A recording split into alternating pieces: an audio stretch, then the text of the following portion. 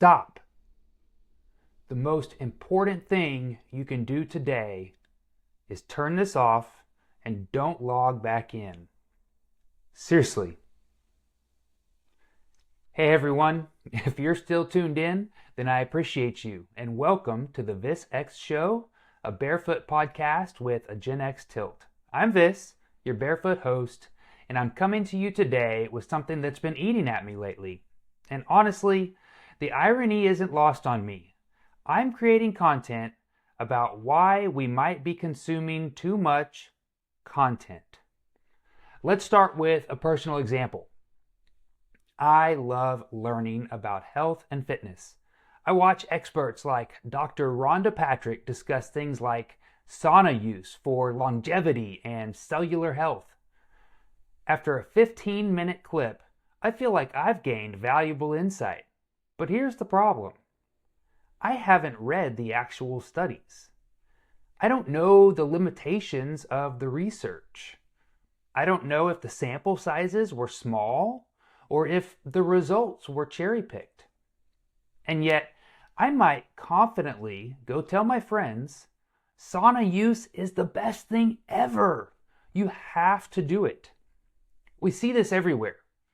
People watch a short political clip on YouTube and suddenly believe they're experts on foreign policy.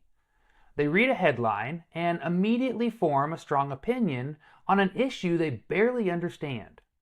This isn't knowledge. It's borrowed confidence. This gets to the heart of what I want to talk about today. The difference between knowledge and wisdom and how our content-saturated world might be giving us more of one while leaving us desperately short on the other. There's an old saying that you can be a jack of all trades but master of none. Modern research suggests it takes about 10,000 hours to become an expert in something. Think about that. 10,000 hours. That's roughly 5 years of full-time work. Now, how many topics are you scrolling through on your phone right now? Politics? Cryptocurrency? NFTs? Climate change? Diet trends? What about parenting advice? We're spreading ourselves microscopically thin across an ocean of information. But here's where it gets interesting and concerning. Social media algorithms are literally rewarding us for having strong opinions about things we barely understand. The more inflammatory the take, the more engagement it gets. The more engagement it gets, the more encouraged to keep doing it. It's a cycle that's turning us into a society of confident amateurs. Some might say sophomores.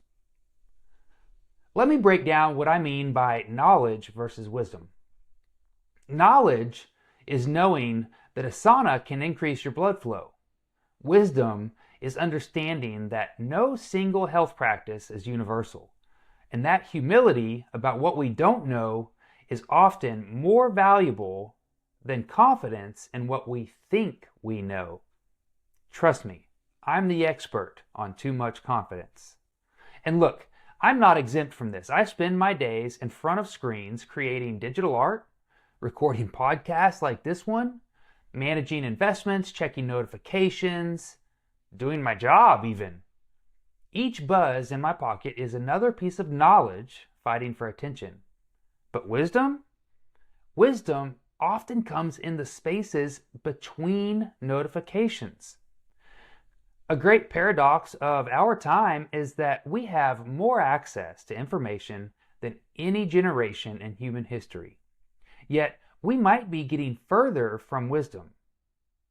Here's the hopeful part. Awareness is the first step toward change. So what do we do with this? I'm not suggesting we all become digital hermits. That ship has probably sailed. But maybe we can be more intentional.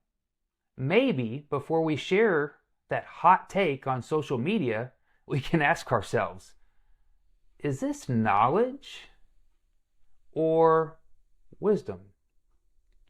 Here are a few things that I'm trying to implement in my own life. First, I'm trying to set aside dedicated screen-free hours each day. It's harder than it sounds, but that's probably why it's necessary. Second, I'm trying to spend more time practicing what I learn rather than just consuming more information about it. Third, I'm working on being okay with not having an opinion on everything. It's surprisingly liberating to say, you know what? I don't know enough about that to have a strong take on it. This brings me to my barefoot thought of the day.